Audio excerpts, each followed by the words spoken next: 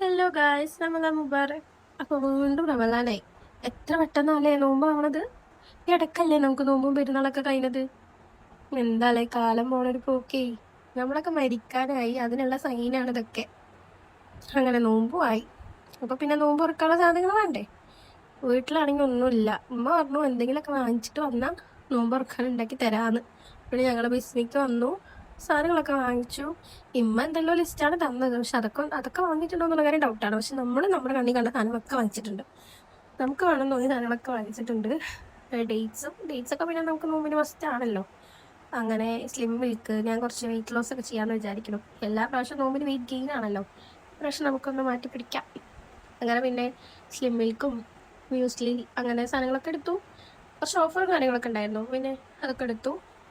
പിന്നെ ബിസ്മിൻ്റെ താഴെ ഒരു സ്വീറ്റ് കോണിൻ്റെ ഒരു ഇതുണ്ട്. അവിടെ എല്ലാ പ്രാവശ്യം നമ്മൾ ബിസ്മിലോട്ട് പോയാൽ അവിടെയും പോകും. അങ്ങനെ അതൊക്കെ കഴിച്ച് ഓട്ടോയിൽ വീട്ടിലോട്ട് വന്നു. പിന്നെ ഒരു ലേസ് ഉണ്ടായിരുന്നു, അത് പൊട്ടിച്ച് കഴിച്ചു. ഇത് നോമ്പൊക്കെ അല്ലേ, ലേസ് ഒന്നും കഴിക്കാൻ പറ്റിയില്ലെങ്കിലോ. അപ്പോൾ ഗേസ് നാളെ അത്താഴത്തിന് എണീക്കണം. ബൈ.